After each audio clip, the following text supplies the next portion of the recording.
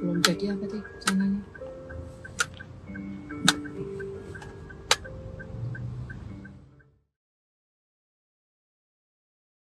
Aksi berbahaya rombongan mobil mewah yang nekat putar balik dan melawan arah di Jalan Tol Depok menuju Antasari atau Desari viral di media sosial. Dalam video amatir yang diunggah akun Instagram @lowslow, tampak setidaknya 3 mobil mewah berputar balik kemudian melaju melawan arah secara bersamaan.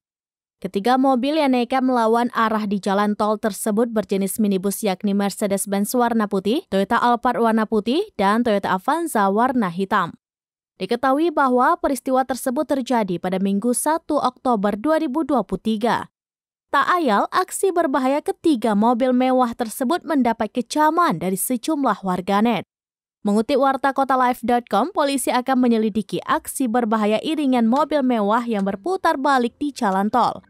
Menanggapi pelanggaran lalu lintas tersebut, Kasalantas Polres Metro Depok Kompol Multazam Lisendra saat dikonfirmasi pada Senin 2 Oktober 2023 mengatakan pihaknya sedang melakukan pengecekan atas peristiwa tersebut. Selain itu, Salantas Polres Metro Depok bersama Satuan Patroli Jalan Raya atau PJR Polda Metro Jaya juga tengah melakukan penyelidikan. Belum jadi apa sih sananya?